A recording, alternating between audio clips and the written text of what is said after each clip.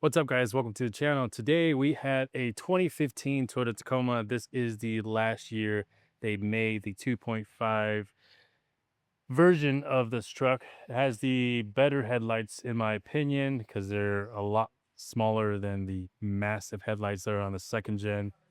This is what we had for 2 years. We had a 2.5 gen. We loved it. It was a manual, but this one here, we were doing kind of the same suspension setup that we had on ours, which is the Bilstein 6112s in the front and then the 5160s in the rear.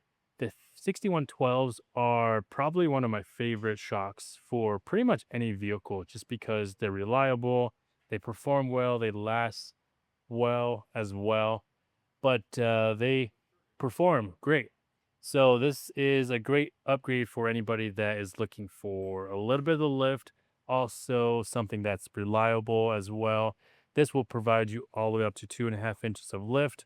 So if you wanted a full 3 inches, I would recommend something like the 1/2 inch top spacer that will give you a full 3 inches. But in my opinion, you don't really need it. The 2.5 is going to give you the right quality that you want while being able to support like a 33-inch tire in here as well. In the back here, we have a Bilstein 5160, which is a 2.0 diameter shock with a remote reservoir. So that's going to add a little bit of fluid to it. So the 5160s is actually what I would recommend and run on my own vehicle. So that's what I have on the Tundra.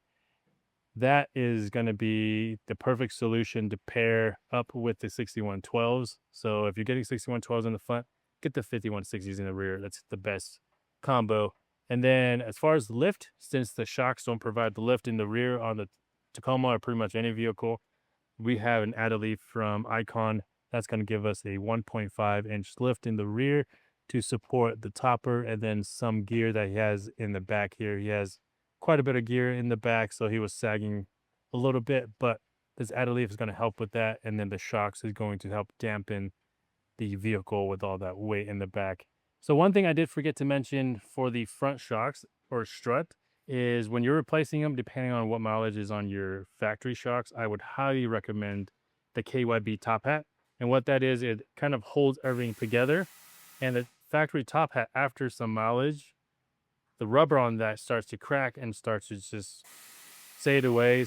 So replacing that, if you have 50,000 miles or more, I would recommend replacing that.